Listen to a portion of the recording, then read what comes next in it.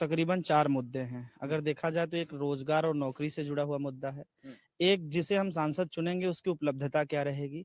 क्या वो एलीट वर्ग का सांसद बनेगा या वो आम लोगों का भी सांसद बनेगा? और तीसरा चीज कि जिस सांसद को हम चुनने जा रहे हैं वो किस पार्टी को प्रेजेंट कर रहा है, किससे चुनाव लड़ रहा है? क्या वो डेमोक्रेटिक माइंडसेट की सरकार का भागीदार बनेगा या फिर वो एंटी डेमोक्रेटिक माइंडसेट की सरकार का भागीदार बनेगा?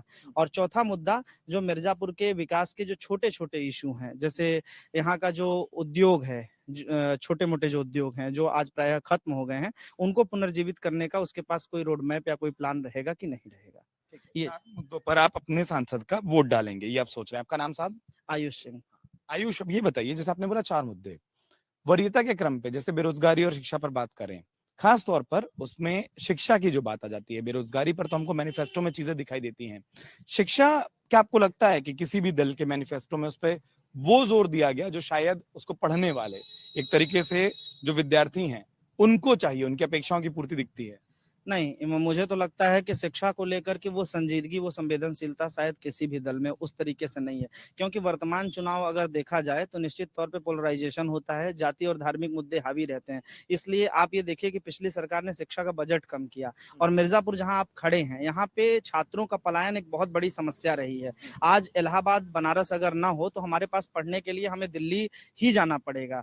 और यहाँ पर एमएससी मैथ से करने की कोई क्लासेस नहीं है मिर्जापुर शहर के अंदर। चुनार यहाँ से स्वतंत्रता संग्राम सेनानी विश्राम सिंह महाविद्यालय, वहाँ पे आपको एमएससी करनी होगी तो मैथ से वहाँ जाना पड़ेगा। तो ऐसे तमाम मुद्दे हैं जो शिक्षा से जुड़े हैं, चाहे वो विधि का कोई सरकारी कॉलेज हो, चाहे वो तकनीकी शिक्षा का कोई केंद्र हो, कॉलेज हो, वो दोनों यहाँ पर नहीं है। तो हमें पलायन करना होता है। तो छात्रों के पलायन को रोकने के लिए कोई रोड मैप पिछले इतने सालों में किसी सांसद ने संजीदगी के साथ नहीं दिखाया। जो हमारी सिटिंग एमपी हैं, इनके पास एक अच्छा अवसर था, क्योंकि दरअसल केंद्र और प्रदेश में इनकी सरकार है और ये गठबंधन की नेता हैं, तो अपनी तमाम बातें दबाव से मनवा लेती हैं, लेकिन उस दिशा में इन्होंने कदम नहीं उठाया। मिर्जापुर का केबी पीजी कॉलेज बहुत चर्चित कॉलेज है, राजनाथ सिंह यहाँ के प्रोफेसर थे फिजिक्स के। उस कॉलेज में बहुत बार छात्रों ने आंदोलन किया कि एमएससी की क्लासेस इवनिंग शिफ्ट में कर दी जाए, कम से कम 70-80 लड़कों का एक बैच चालू कर दिया जाए कि एमएससी तक तो हम पोस्ट ग्रेजुएशन की पढ़ाई तो इस जनपद से कर लें, लेकिन पोस्ट ग्रेजुएशन की पढ़ाई के लिए भी हमें इलाहाबाद जाना पड़ता है।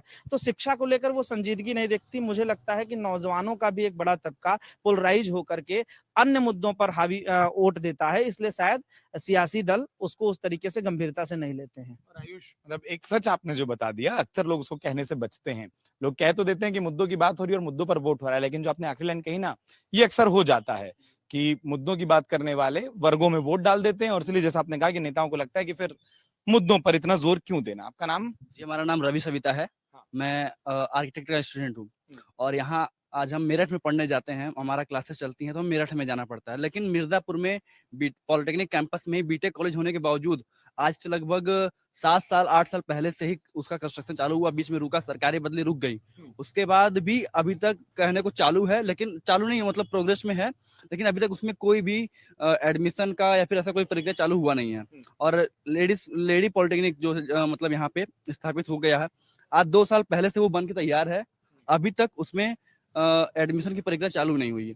तो आने वाली सरकारें जो भी हो, हमारा सांसद कैसा भी हो, जो भी हो, बस उनसे ये है निवेदन कि अगर वो चुन के जाते हैं, जनता के बीच में आते हैं, तो उसे रोकने का काम न करके उसे और भी आगे बढ़ाने का काम किया जाए। क्योंकि अक्सर सरकारें बदलती हैं तो उनके विकास के मतलब विकास के जो कार्य होते हैं वो रुक जाते हैं।